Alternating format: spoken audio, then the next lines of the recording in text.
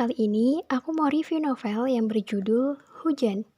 Tapi sebelumnya aku mau memperkenalkan identitas novelnya terlebih dahulu. Nah, novel yang bersampul biru ini ditulis oleh Terelie, salah satu penulis yang namanya begitu terkenal di Indonesia. Genre novel ini yaitu genre science fiction. Bagi yang belum tahu, apa sih genre science fiction itu?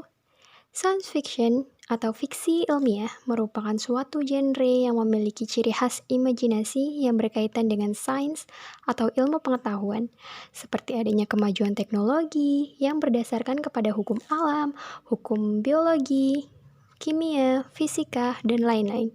Biasanya genre ini tuh berlatar waktu di masa depan, di mana latar tempatnya itu biasanya bersetting di luar angkasa maupun di bumi yang penemuan teknologinya itu sudah maju dengan pesat.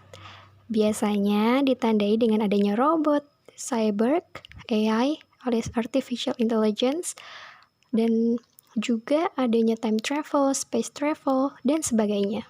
Novel ini memiliki tebal 320 halaman dan diterbitkan oleh Gramedia Pustaka Utama. Nah, sekarang aku mau membahas sampul depannya dan juga sampul belakangnya. Kesan pertama aku melihat sampul dari novel ini tuh satu kata, yaitu adem. Warna biru muda yang mendominasi sampul membuat mataku betah memandanginya. Sampul yang sangat sesuai lah dengan judul, yaitu hujan. Namun, visualisasi dari hujannya di novel ini, atau di sampulnya ini, itu bukan hujan air, melainkan untaian kata yang amat sangat relate dari isi novelnya. Dan yang paling aku suka dari sampulnya adalah detail background birunya itu loh. Seolah melukiskan suasana ketika hujan. Biru yang meluntur akibat terkena air hujan. Dan untuk blurbnya juga sangat simpel.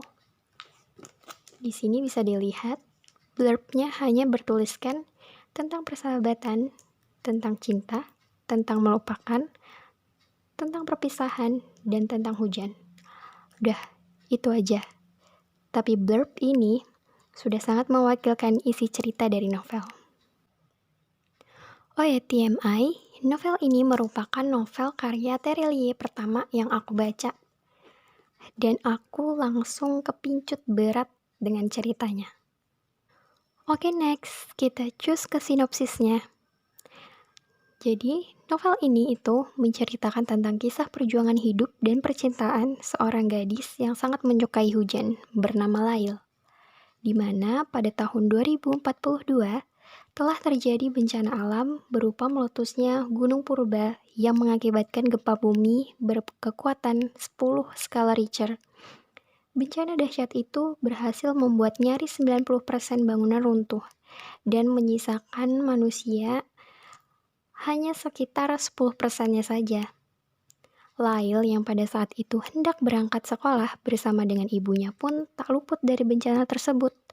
Ibunya tak terselamatkan, pun dengan ayahnya yang pada waktu itu berada di kota lain. Jadi tinggallah Lail seorang diri, yang untungnya dia diselamatkan oleh anak laki-laki yang juga merupakan korban dari bencana tersebut. Namanya Esok, lengkapnya Soke Bahtera. Aku bingung ini bacanya itu Soke, Soke, atau Sok. Jadi Soke Bahtera aja lah ya. Yang tahu boleh dikoreksi ya.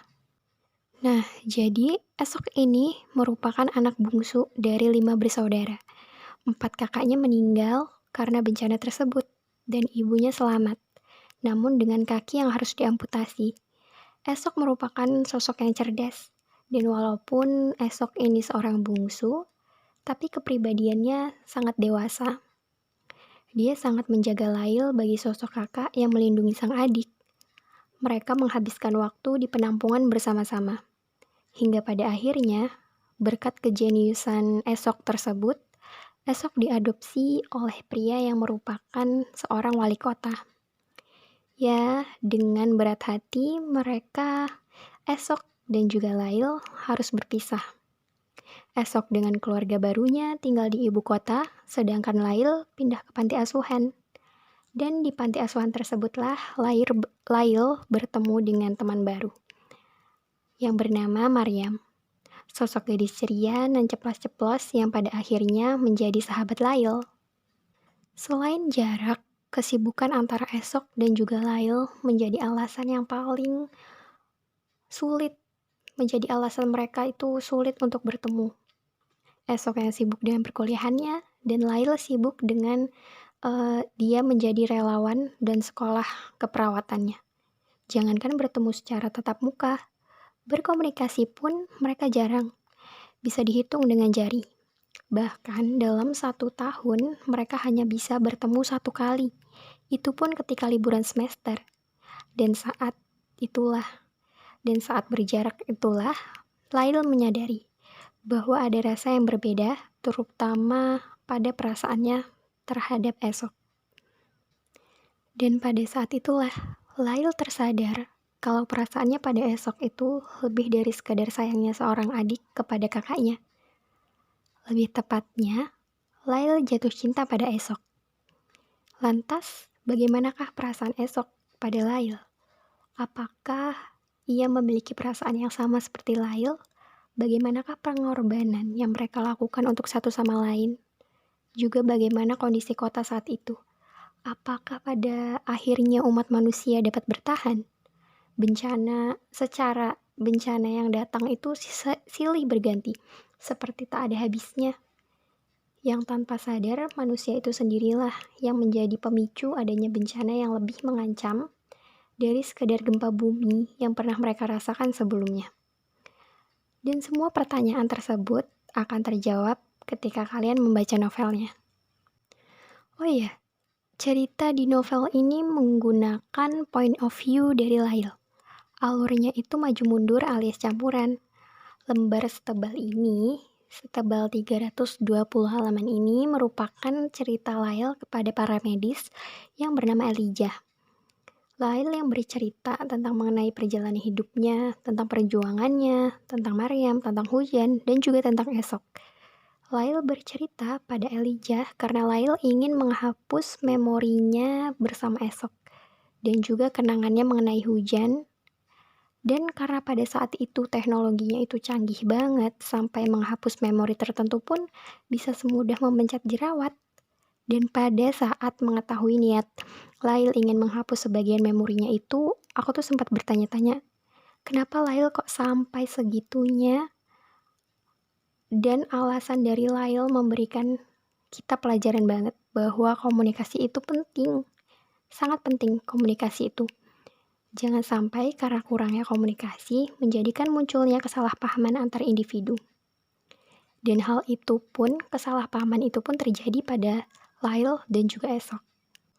Dan pada awalnya, aku tuh emang sempat greget sama Lail. Sama gregetnya sama Maryam. Seperti Maryam juga greget sama Lail. Gemes banget si Maryam ini. Setiap melihat Lail tuh cuma diem. Gak berani menghubungi duluan ataupun berkata ketika dia merindukan Esok. Tapi lama-kelamaan aku mengerti sih. Baik mengutarakan rasa rindu ataupun mengungkapkan rasa suka terhadap lawan jenis itu tidaklah mudah. Apalagi bagi seorang yang introvert dan overthinkingan banget.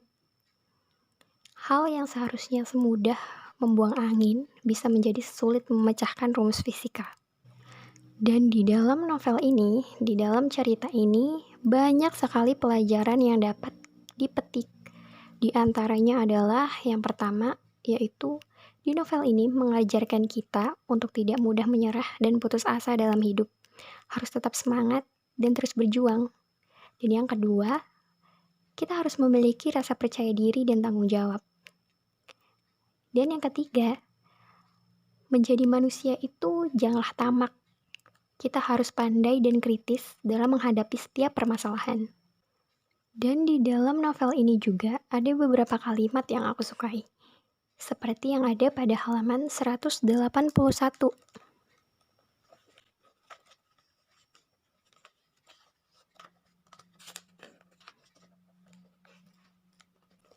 Ini dia. halaman 181 yang berbunyi, kita pasti bisa menaklukkan semua masalah yang datang, sepanjang kita terus bekerja keras. Dan ada lagi di halaman 200.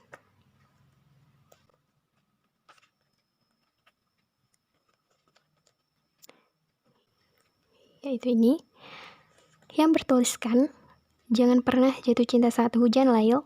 Karena ketika besok lusa kamu patah hati, setiap kali hujan turun, kamu akan terkenang dengan kejadian menyakitkan itu.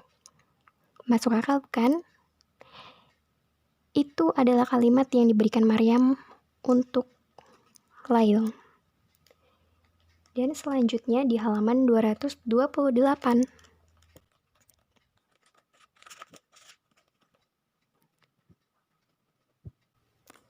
Ini dia. Halaman 228 yang berbunyi, orang kuat itu bukan karena dia memang kuat, melainkan karena dia bisa lapang melepaskan.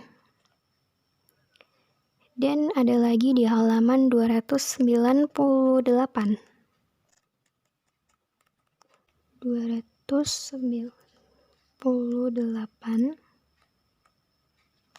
Nah ini dia. Bunyinya yaitu, sebenarnya hanya orang-orang kuatlah yang bisa melepaskan sesuatu. Orang-orang yang berhasil menaklukkan diri sendiri. Meski terasa sakit, menangis, marah-marah, tapi pada akhirnya bisa tulus melepaskan. Maka, dia telah berhasil menaklukkan diri sendiri. Nah, itu dia sebagian dari kalimat yang aku suka dari novel ini. Dan sebenarnya masih banyak lagi. Tapi seperti biasa, silakan kalian baca sendiri novelnya, oke? Dan novel ini membuat pembaca awam bin amatir seperti aku sulit untuk menemukan kekurangan. Bahkan sepanjang membaca, aku sepertinya nggak menemukan satu typo pun. Entah aku kelewat atau gimana, tapi memang bersih dari typo. Novel ini tuh sangat cocok untuk kalian yang gak suka dengan cerita yang terlalu menonjolkan nuansa romantik. Cerita di novel ini memang ada unsur romance, tapi penulis mengemasnya dengan sangat baik. Pas aja gitu dibacanya. Istilahnya, walaupun gak ada skinship yang gimana-gimana, tapi tetap ada atau tetap terasa manis gitu. Gesture yang setiap tokoh tunjukkan, setiap kalimat yang dilontarkan, terus perhatian yang diberikan antara tokoh, semuanya manis. Bermakna banget pokoknya. Jadi, novel ini aku kasih rate 4,9/5. Oke, itu dia review yang aku berikan untuk novel ini. Dan semoga reviewku atau review ini bisa menjadi referensi atau dapat membantu kalian yang sedang bingung mencari buku bacaan baru. Terima kasih sudah menonton sampai sini.